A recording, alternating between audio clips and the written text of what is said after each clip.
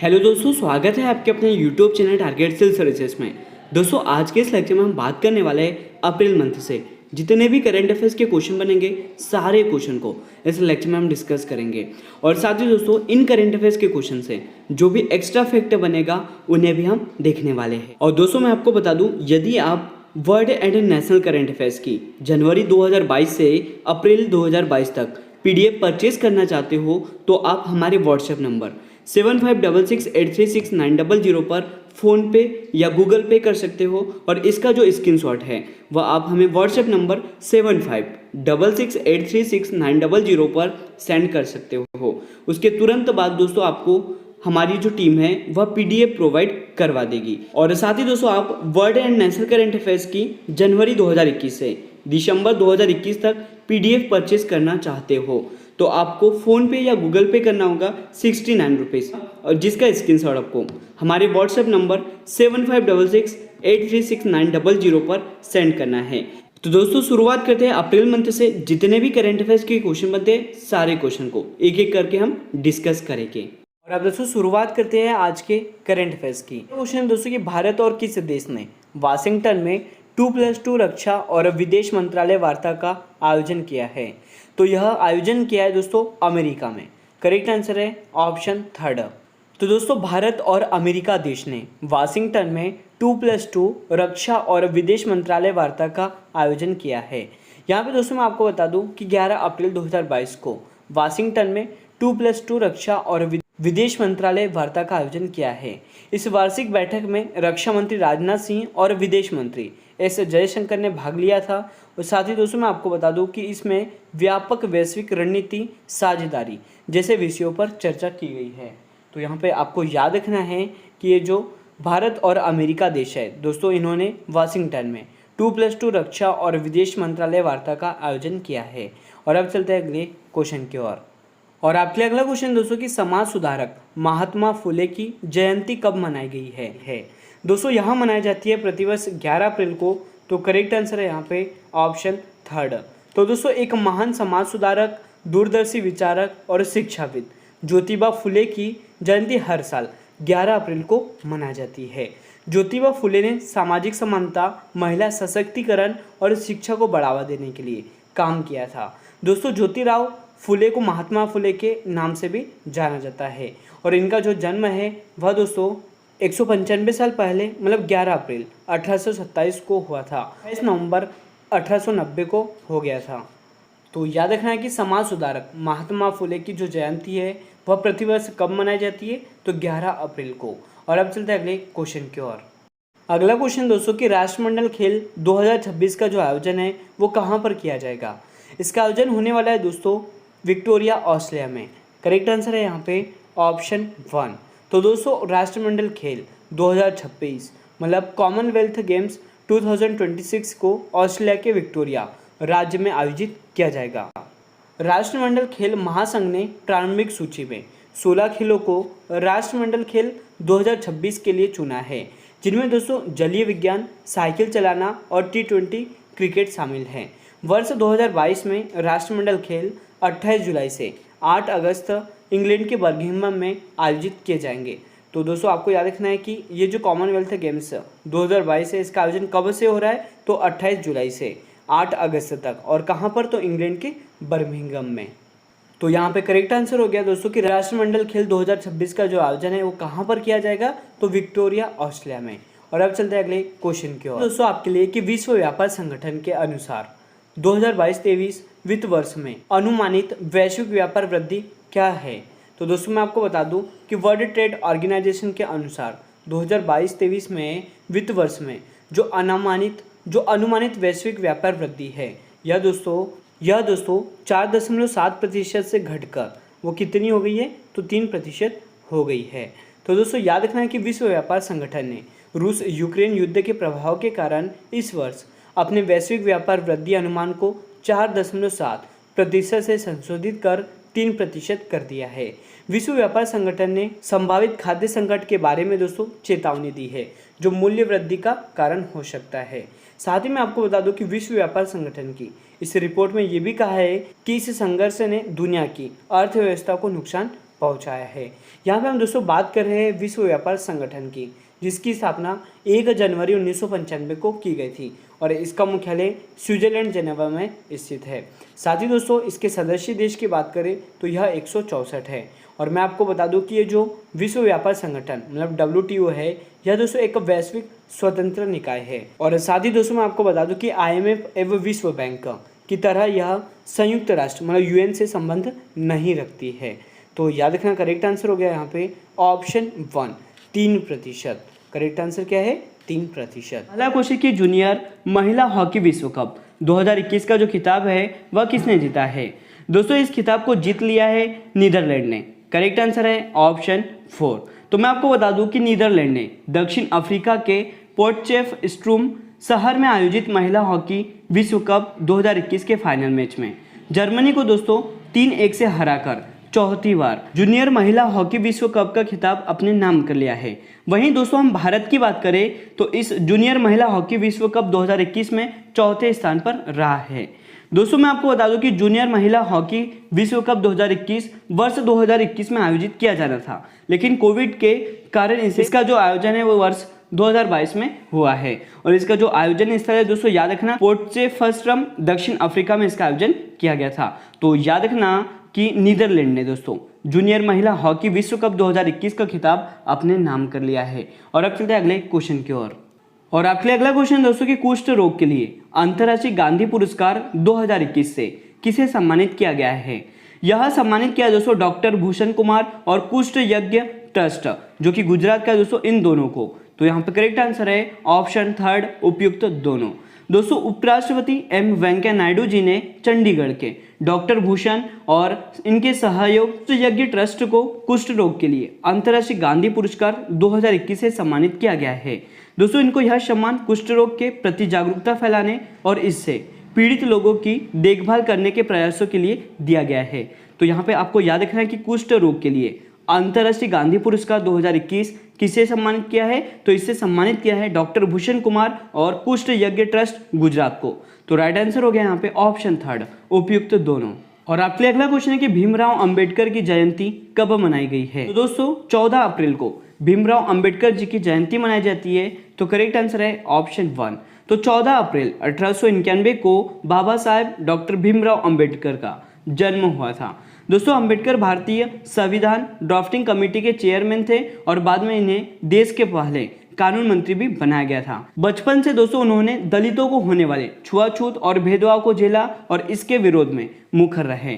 और साथ ही यहाँ पे इंपॉर्टेंट पॉइंट है कि डॉक्टर भीमराव अंबेडकर जी को दोस्तों 1990 में भारत रत्न से सम्मानित भी किया गया था। तो करेक्ट आंसर हो गया ऑप्शन 1 14 अप्रैल। भीमराव अंबेडकर जयंती कब मनाई जाती है? तो 14 अप्रैल को मनाई जाती है। और अब चलते हैं अगले क्वेश्चन की ओर। और आपके लिए अगला क्वेश्चन दोस्तों कि हाल ही में पुरुष हॉकी विश्व कप 2023 के लोगो का जो अनावरण है वो किसने किया है? इसका लोगो का जो अनावरण है वो किया है दोस्तों उड़ीसा के मुख्यमंत्री नवीन पटनायक जी ने। करेक्ट आंसर है यहाँ पे ऑप्शन 4। तो उड़ीसा के मुख्यमंत्री नवीन पटनायक ने राजधानी भुवनेश्वर के कलिंग स्टेडियम में FIH पुरुष हॉकी विश्व कप 2023 के का अनावरण किया है। दोस्तों भुवनेश्वर और राउरकेला शहरों में आयोजित होने वाला प्रतिष्ठित चतुष्कोणीय टूर्नामेंट 13 से 29 जनवरी तक निर्धारित है। हॉकी इंडिया और उसका आधिकारिक साझेदार ओडिशा वर्ष 2018 के बाद में देश में लगातार दूसरी बार इस बड़े टूर्नामेंट की मेजबानी करेगा। दोस्तों शोपीस के 15वें संस्करण का मंचन भुवनेश्वर और राउरकेला में किया जाएगा, जहां देश के सबसे बड़े हॉकी स्टेडियम का निर्माण किया जा रहा है। तो यहाँ पे आपको याद रखना है कि नवीन पटनायक जो कि उड़ीसा के मुख्यमंत्री है दोस्तों, इन्होंने पुरुष हॉकी विश्व कप 2023 के लोगो का अनावरण किया है। और अब चलते हैं अगले क्वेश्चन की ओर। और आपके लिए अगला क्वेश्चन है कि निम्न में से किसने हाल ही में देश के छात्रों को एक साथ 2 डिग्री करने की अनुमति दे दी है? तो यह अनुमति दी है दोस्तों UGC मतलब विश्वविद्यालय अनुदान आयोग ने। यहाँ पर राइट आंसर हो जाएगा ऑप्शन 2। तो विश्वविद्यालय अनुदान आयोग ने मतलब UGC ने एक बड़ा ऐलान किया है। अब दोस्तों छात्र एक साथ 2 फुल टाइम डिग्री हासिल कर सकेंगे। UGC के चेयरमैन जगदीश कुमार ने 10 अप्रैल को दोस्तों यह घोषणा की थी। उन्होंने कहा है कि नई शिक्षा नीति के अंतर्गत देश भर के छात्र एक ही विश्वविद्यालय या अलग अलग कॉलेजों से एक साथ 2 डिग्री प्रोग्राम पूरा कर सकते हैं। यूजीसी की तरफ से दोस्तों जारी गाइडलाइंस के अंतर्गत देश भर के विश्वविद्यालय अब छात्रों को एक साथ 2 डिग्री लेने की इजाज़त देंगे। तो यहाँ पे आपको याद रखना है कि विश्वविद्यालय अनुदान आयोग ने हाल ही में देश के छात्रों को एक साथ 2 डिग्री करने की अनुमति दे दी है। तो अब चलते हैं अगले क्वेश्चन की ओर। आपके लिए अगला क्वेश्चन दोस्तों कि राष्ट्रीय अल्पसंख्यक आयोग के अध्यक्ष कौन बने हैं? यह बने हैं दोस्तों इकबाल सिंह लालपुरा। तो यहाँ पे करेक्ट आंसर है ऑप्शन 1। तो दोस्तों मैं आपको बता दूं कि इकबाल सिंह लालपुरा राष्ट्रीय अल्पसंख्यक आयोग के अध्यक्ष बन गए हैं। राष्ट्रीय अल्पसंख्यक आयोग की जो स्थापना है वह संसद के द्वारा 1992 के राष्ट्रीय अल्पसंख्यक आयोग अधिनियम के नियमन के साथ हुई थी। दोस्तों राष्ट्रीय अल्पसंख्यक आयोग स्थापना जो हुई थी वो 17 मई 1993 को, और इसका मुख्यालय कहाँ पर स्थित है? तो नई दिल्ली में। और अल्पसंख्यक मामलों के जो मंत्री है वो कौन है दोस्तों? तो मुख्तार अब्बास नकवी है। तो यह सभी महत्वपूर्ण पॉइंट है इस क्वेश्चन से जो आपको याद रखना है कि राष्ट्रीय अल्पसंख्यक आयोग के अध्यक्ष कौन बन गए हैं? तो यह इकबाल सिंह लालपुरा। और आपके लिए अगला क्वेश्चन दोस्तों कि विश्व विरासत दिवस निम्न में से किस दिन मनाया जाता है? दोस्तों यह प्रतिवर्ष मनाया जाता है 18 अप्रैल को। यहाँ पे करेक्ट आंसर है ऑप्शन 3। तो दोस्तों हर साल 18 अप्रैल को दुनिया भर में विश्व विरासत दिवस मतलब वर्ल्ड हेरिटेज डे मनाया जाता है। यह दिन विरासत के महत्व के बारे में जागरूकता पैदा करने के लिए मनाया जाता है। यहीं पे मैं आपको बता दूं कि यह दिन विश्व भर में विरासत को संरक्षित और संरक्षित करने के तरीकों को ही बढ़ावा देता है। साथ ही दोस्तों भारत में कुल 3691 स्थल और स्मारक है और इनमें से 40 को यूनेस्को की विश्व धरोहर स्थल के रूप में भी नामित किया गया है। तो यहाँ पे आपको क्या याद रखना है कि विश्व विरासत दिवस निम्न में से किस दिन मनाया जाता है? तो 18 अप्रैल को। करेक्ट आंसर है यहाँ पे ऑप्शन 3। आपके लिए अगला क्वेश्चन है कि विश्व बैंक द्वारा जारी रिपोर्ट के अनुसार वर्ष 2011 से 19 के दौरान भारत में अत्यधिक गरीबी में कितने प्रतिशत की गिरावट दर्ज की गई है? तो यह दर्ज की है दोस्तों 12.3% की। करेक्ट आंसर है यहाँ पे ऑप्शन 2। तो दोस्तों विश्व बैंक की रिपोर्ट के अनुसार भारत में 8 साल में 12.3% की शहरी क्षेत्र के मुकाबले ग्रामीण क्षेत्रों में गरीबी तेजी से कम हुई है। यह जानकारी दोस्तों विश्व बैंक का पॉलिसी रिसर्च के वर्किंग पेपर में दी गई है। इस रिपोर्ट के अनुसार साल 2011 में अत्यंत गरीबी 22.5% थी, जो साल 2019 में 10.2% हो गई। ग्रामीण क्षेत्र में अगर गरीबी की बात करें तो 2011 से 15 के दौरान ग्रामीण गरीबी 26.3% से घटकर 21.9% पर आ गई है। इस तरीके से दोस्तों इसमें 4.4% की गिरावट आई है। यहीं पे हम बात करें शहरी क्षेत्र में गरीबी, यह 2011 में दोस्तों 14.2% थी और 2015 में कितनी हो गई है? तो 12.9% रह गई है। तो याद रखना दोस्तों कि विश्व बैंक द्वारा जारी रिपोर्ट के अनुसार 2011 से 19 के दौरान जो भारत में अत्यधिक गरीबी है वह कितने प्रतिशत की इसमें गिरावट दर्ज की गई है? तो 12.3%। यहाँ पे हम दोस्तों बात कर रहे हैं वर्ल्ड बैंक मतलब विश्व बैंक की, जिसकी स्थापना जुलाई 1944 को की गई थी और इसका मुख्यालय वाशिंगटन डीसी में स्थित है।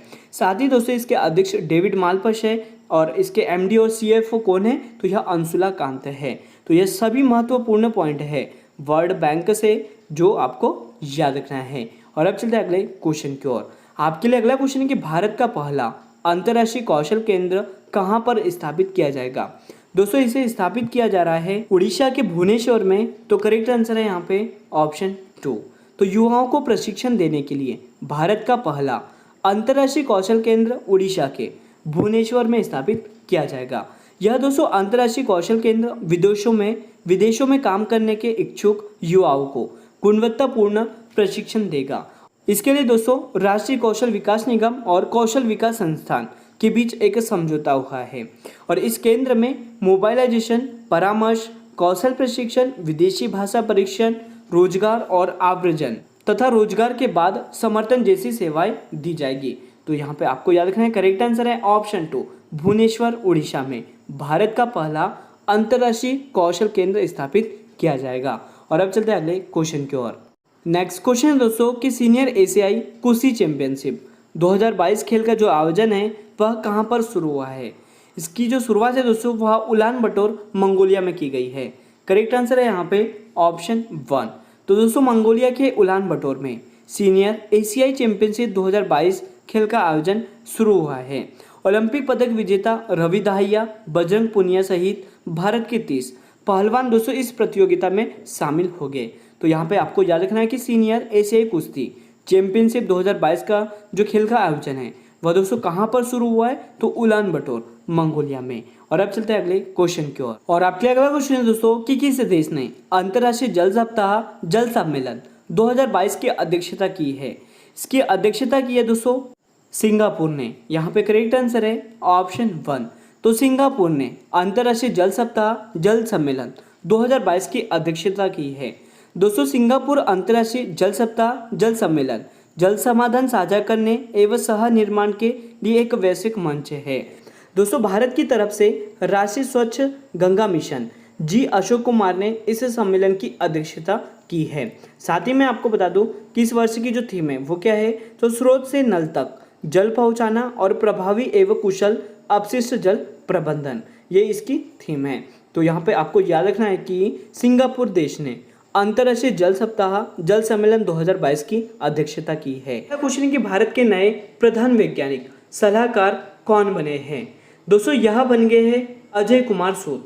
करेक्ट आंसर है यहाँ पे ऑप्शन 1। और आप देख सकते हैं दोस्तों ये है अजय कुमार सूद जो कि भारत के नए प्रधान वैज्ञानिक सलाहकार बने हैं।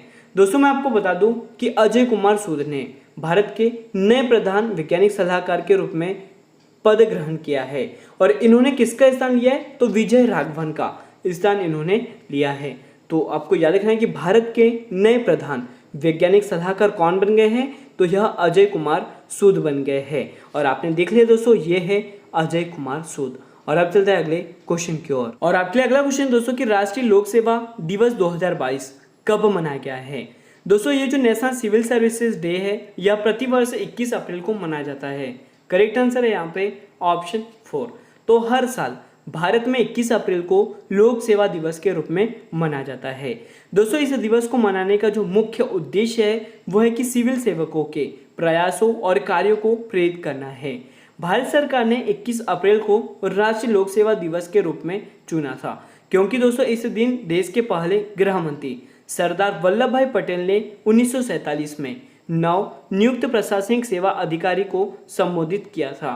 तो यहाँ पे आपको याद रखना है कि राष्ट्रीय लोक सेवा दिवस 2022 कब मनाया गया है, तो 21 अप्रैल को। और अब चलते हैं अगले क्वेश्चन की ओर। किस देश ने दुनिया की सबसे शक्तिशाली इंटरकॉन्टिनेंटल बैलिस्टिक मिसाइल सरमत का सफलतापूर्वक परीक्षण किया है। यह परीक्षण किया दोस्तों रूस ने। करेक्ट आंसर है यहाँ पे ऑप्शन 3।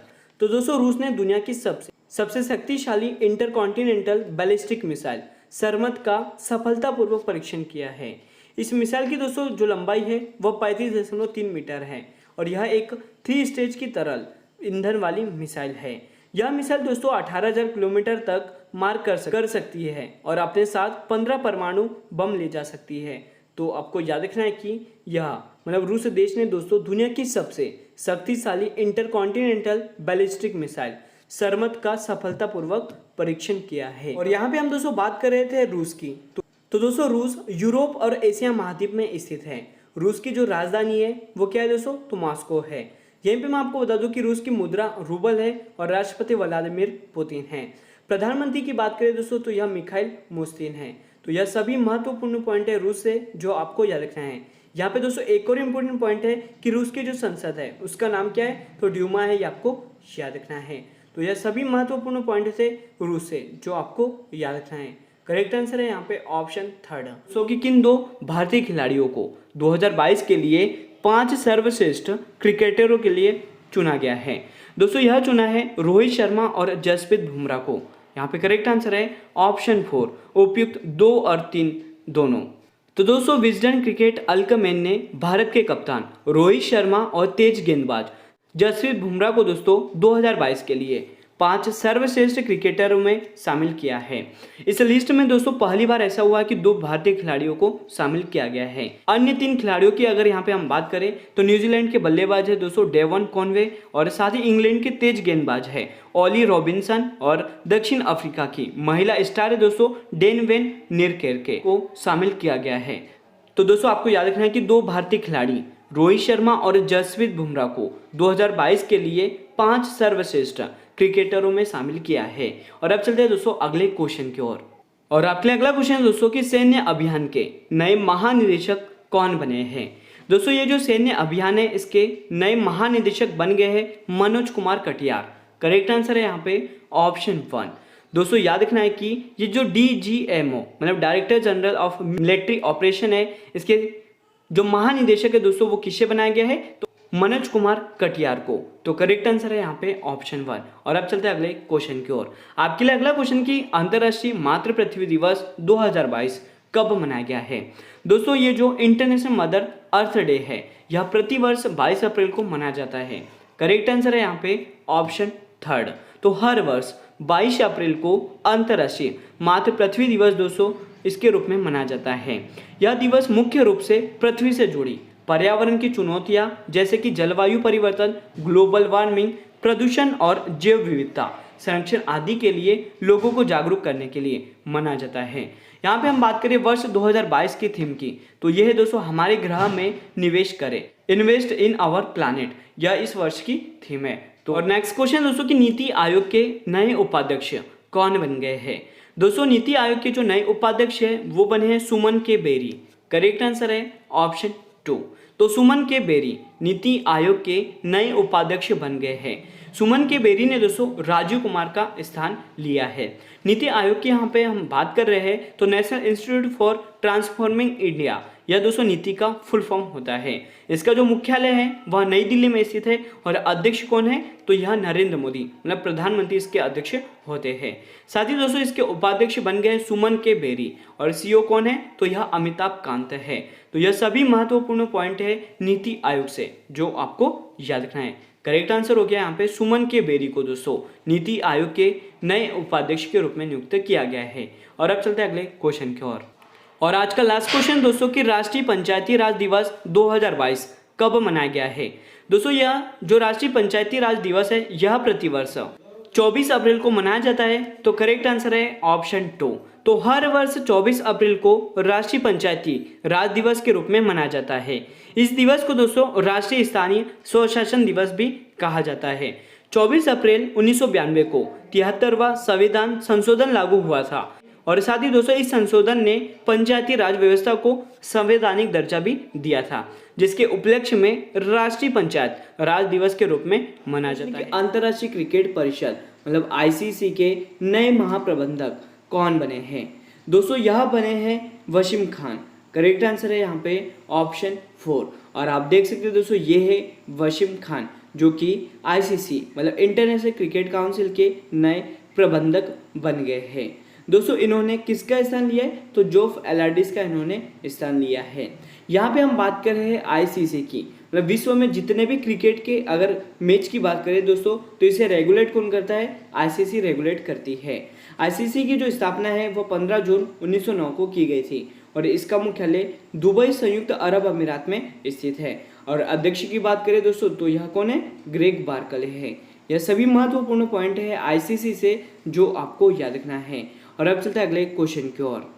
और आपके लिए अगला क्वेश्चन दोस्तों कि सोशल नेटवर्किंग साइट ट्विटर को किसने खरीदा है। दोस्तों मैं आपको बता दूं कि ये जो सोशल नेटवर्किंग साइट ट्विटर है इसे अब खरीद लिया है एलन मस्क ने। करेक्ट आंसर है ऑप्शन 2। और आप देख सकते हैं दोस्तों ये है एलन मस्क। तो दोस्तों यहाँ पे हम बात करें सबसे पहले ट्विटर की, तो इसकी जो शुरुआत है वह 21 मार्च 2006 को की गई थी। मैं आपको बता दूं कि ये जो ट्विटर है इसका मुख्यालय कहाँ पर स्थित है, तो सैन फ्रांसिस्को कैलिफोर्निया संयुक्त राज्य अमेरिका में स्थित है। दोस्तों इसके अगर संस्थापक की बात करें तो जैक डॉर्सी, बिज स्टोन और इवान विलियमसन और नोह ग्लास इसके संस्थापक है। साथ ही मैं आपको बता दूं दोस्तों कि एलन मस्क ने ट्विटर को 44 अरब अमेरिकी डॉलर यानी करीब 3,368 अरब रुपए में खरीद लिया है। तो यहाँ पे आपको याद रखना है कि सोशल नेटवर्किंग साइट ट्विटर को दोस्तों किसने खरीद लिया है, तो एलन मस्क ने। यहाँ पे करेक्ट आंसर हो गया ऑप्शन 2। और आपके लिए अगला क्वेश्चन है कि खेलो इंडिया यूनिवर्सिटी गेम्स 2021 किस राज्य में शुरू हुए हैं। दोस्तों इसकी जो शुरुआत है वो हुई है कर्नाटक राज्य में। राइट आंसर है यहाँ पे ऑप्शन 2। तो दोस्तों इंडिया यूनिवर्सिटी गेम्स 2021 का आयोजन 24 अप्रैल से 3 मई तक बेंगलुरु कर्नाटक में किया जा रहा है। इस आयोजन में दोस्तों 20 खेल शामिल किए जा रहे हैं और पहली बार ऐसा है कि इसमें योगासन और मलखंब को पहली बार दोस्तों इसमें शामिल किया गया है।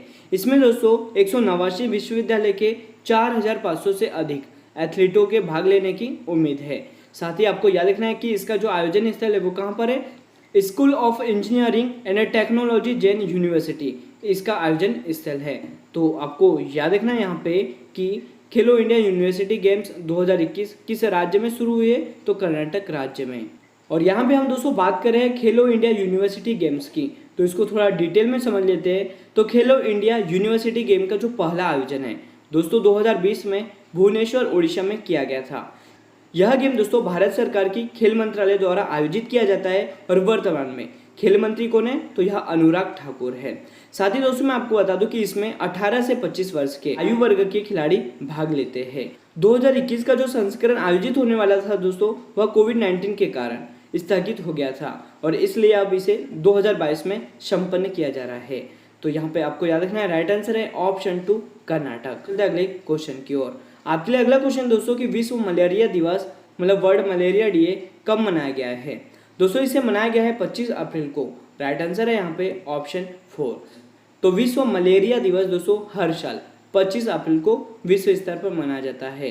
यह दिन दोस्तों दुनिया भर में मलेरिया के खिलाफ लड़ने के लिए लोगों में जागरूकता फैलाने के लिए मनाया जाता है। विश्व मलेरिया दिवस 2022 की अगर थीम की बात करें तो ये दोस्तों harness innovation to reduce the malaria disease burden and save lives, यह इस वर्ष की थीम है। तो आपको याद रखना है कि विश्व मलेरिया दिवस कब मनाया गया है, 25 अप्रैल को। और आज का लास्ट क्वेश्चन दोस्तों कि इमैनुअल मैक्रो किस देश के राष्ट्रपति चुने गए हैं। दोस्तों मैं आपको बता दूं कि ये जो इमैनुअल मैक्रो है यह फ्रांस के फिर से राष्ट्रपति चुने गए हैं। करेक्ट आंसर है ऑप्शन 3। और आप देख सकते हो दोस्तों ये है इमैनुअल मैक्रो उनकी वाइफ के साथ। दोस्तों मैं आपको बता दूं कि फ्रांस के राष्ट्रपति चुनाव में मौजूदा राष्ट्रपति इमैनुअल मैक्रो ने एक बार फिर जीत हासिल कर ली है। इस जीत के बाद दोस्तों वह दूसरी बार फ्रांस के राष्ट्रपति बनेंगे। दोस्तों इमैनुअल मैक्रो ने दक्षिणपंथी नेता मेरिन ले पेन को शिकस्त दी है। मैक्रो को दोस्तों जहां 58% वोट मिले हैं वहीं पे पेन की बात करें मतलब ये जो मेरिन पेन है दोस्तों इनको 42% मतलब 42% वोट मिले हैं। इमैनुअल मैक्रो ने दोस्तों कोविड-19 के उपाय इमैनुअल मैक्रो ने दोस्तों कोविड-19 के समय बेहतरीन मैनेजमेंट किया था। तो दोस्तों आपको याद रखना है कि इमैनुअल मैक्रो किस देश के राष्ट्रपति चुने गए, तो फ्रांस के। यहाँ पे हम दोस्तों बात कर रहे हैं फ्रांस की, तो फ्रांस स्थित है यूरोपीय महाद्वीप में और फ्रांस की जो राजधानी दोस्तों वो क्या है, तो यह पेरिस है। साथ ही मैं आपको बता दूं यहाँ की जो करेंसी है वो यूरो है और यहाँ के प्रधानमंत्री है दोस्तों जिन कास्टेक्स। साथ ही इंपोर्टेंट पॉइंट है दोस्तों कि यूनेस्को का जो मुख्यालय है वह कहाँ पर स्थित है, तो यह पेरिस फ्रांस में स्थित है। और फ्रांस की जो संसद है उसका नाम क्या है दोस्तों, तो नेशनल असेंबली कहा जाता है। तो यह सभी महत्वपूर्ण पॉइंट है फ्रांस से जो आपको याद रखना है क्वेश्चन के साथ कि भारत में अब तक दोस्तों कितने वर्ष तक के बच्चों को वैक्सीन की मंजूरी दी है। तो दोस्तों मैं आपको बता दूं कि भारत में 6 से 12 साल के वर्ष तक की बच्चों को वैक्सीन की मंजूरी दे दी गई है। तो भारत के औषधि महानियंत्रक DCGI ने 6 से 12 साल तक के बच्चों के लिए भारत बायोटेक की कोवैक्सीन को इमरजेंसी यूज की मंजूरी दे दी है। इसके अलावा दोस्तों 12 साल से अधिक की उम्र के बच्चों के लिए जायडस कैडिला की जायकोडी वैक्सीन को भी इमरजेंसी यूज की मंजूरी दी गई है। देश में दोस्तों बच्चों को वैक्सीन लगाने की शुरुआत इस साल 3 जनवरी से हुई थी। तो आपको याद रखना है कि भारत में अब तक कितने वर्ष तक के बच्चों को वैक्सीन की मंजूरी दी है, तो 6 से 12 वर्ष तक के बच्चों को। करेक्ट आंसर है यहाँ पे ऑप्शन 1। और आपके लिए अगला क्वेश्चन है दोस्तों कि रायसीना डायलॉग के 7वें संस्करण का जो उद्घाटन है वह PM मोदी ने कहां पर किया है। इसका उद्घाटन किया दोस्तों दिल्ली में। राइट आंसर है यहाँ पे ऑप्शन 1। दोस्तों मैं आपको बता दूं कि रायसीना डायलॉग यह 2016 से प्रतिवर्ष आयोजित किया जा रहा है। यह अंतर्राष्ट्रीय मुद्दों पर चर्चा करने के लिए आयोजित एक मल्टीलेटरल कॉन्फ्रेंस है। यह दोस्तों जियोपॉलिटिक्स एंड जियो इकोनॉमिक्स पर भारत का एक प्रमुख सम्मेलन है और 2022 के डायलॉग में मुख्य अतिथि के रूप में दोस्तों यूरोपीय आयोग की अध्यक्ष उर्सुला वॉन डेर लेयन थी। और मैं आपको बता दूं कि यह 25 अप्रैल से 27 अप्रैल मतलब 3 दिन तक चलने वाला है। तो याद रखना आपको करेक्ट आंसर हो गया ऑप्शन 1 दिल्ली। मतलब रायसीना डायलॉग के जो 7वां संस्करण है इसका उद्घाटन दोस्तों प्रधानमंत्री नरेंद्र मोदी ने दिल्ली में किया है। और आपके लिए अगला क्वेश्चन दोस्तों कि एमिलिया रोमांगना ग्रैंड प्रिक्स 2022 का जो खिताब है वह किसने जीता है। दोस्तों इस खिताब को जीता है मैक्स वेरस्टेपेन ने। करेक्ट आंसर है ऑप्शन 4। और आप देख सकते हैं दोस्तों ये है मैक्स वेरस्टेपेन। तो मैं आपको बता दूं कि मैक्स वेरस्टेपेन जो कि रेड बुल नीदरलैंड के खिलाड़ी है। दोस्तों formula 1 race Emilia Romagna Grand Prix का जो खिताब है वह मैक्स वेरस्टेपेन ने जीत लिया है। यहाँ पे हम बात करें फार्मूला 1 की, जिसे F1 के नाम से भी जाना जाता है। यह दोस्तों दुनिया की सबसे बड़ी ऑटोमोबाइल रेस प्रतियोगिता है और इसका जो आयोजन है वह फेडरेशन ऑफ इंटरनेशनल ऑटोमोबाइल नाम की संस्था करती है। और इस संस्था की जो स्थापना है वह 1904 में की गई थी और इसका आयोजन स्थल क्या है दोस्तों, तो इमोला इटली है। एमिलिया रोमांगना ग्रैंड प्रिक्स 2022 से करेक्ट आंसर है यहाँ पे option 4। National association of software and services company के नए अध्यक्ष कौन बने हैं। दोस्तों यह बन गए हैं कृष्णन रामानुजम। करेक्ट आंसर है यहाँ पे ऑप्शन 3। तो Krishnan Ramanujan national association of software and services company मतलब नेस्कॉम के नए अध्यक्ष बन गए हैं। दोस्तों इन्होंने रेखा एम मेनन का स्थान लिया है। यहाँ पे हम बात करें नास्कॉम की मतलब national association of software and service companies की।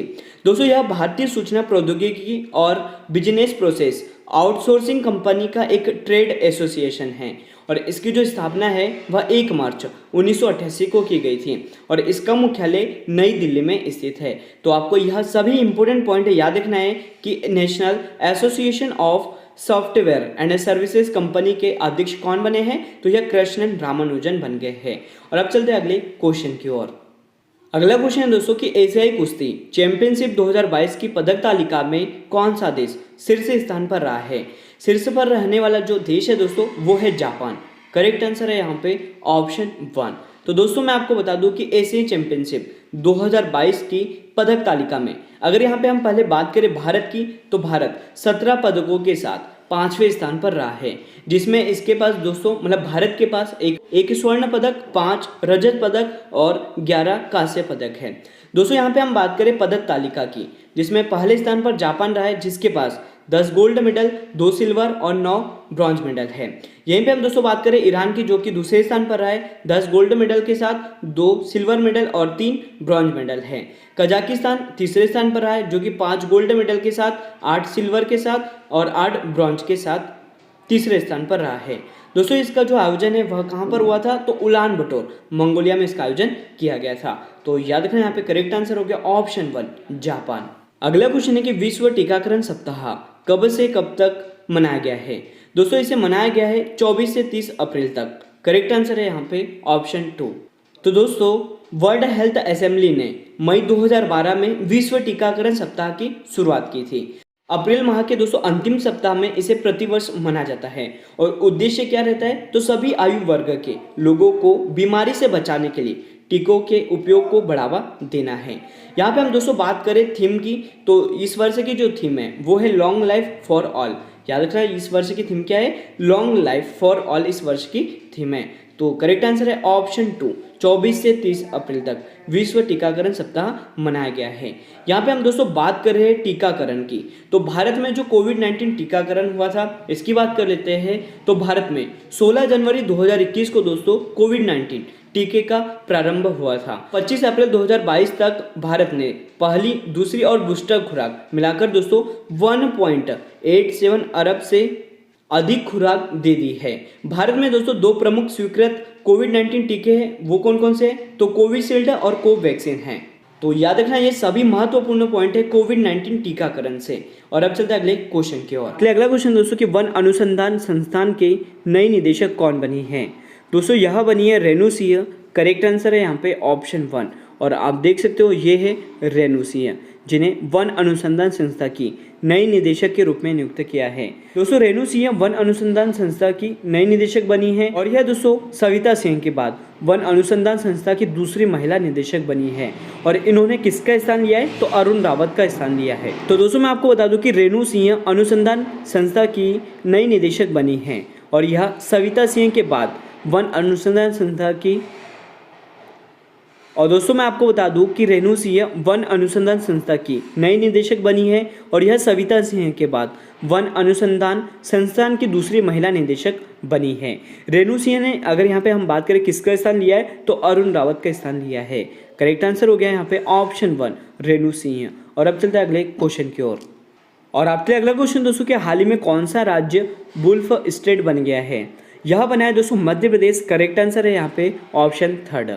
तो वन विभाग के मुताबिक देश में सबसे ज़्यादा जो भेड़िए है दोस्तों वह मध्य प्रदेश में है और इनकी जो संख्या है वो लगभग 772 है। राजस्थान में अगर बात करें तो यह 532 है, गुजरात में 494 और महाराष्ट्र में 396 और छत्तीसगढ़ में बात करें तो यह 320 भेड़िए है। वन विभाग ने अपनी पोस्ट में मध्य प्रदेश को वुल्फ स्टेट लिखा है। दोस्तों मध्य प्रदेश में देश के सबसे ज़्यादा टाइगर, सबसे ज़्यादा लेपर्ड और सबसे ज़्यादा घड़ियाल और सबसे ज़्यादा वल्चर मतलब गिद्ध पाए जाते हैं।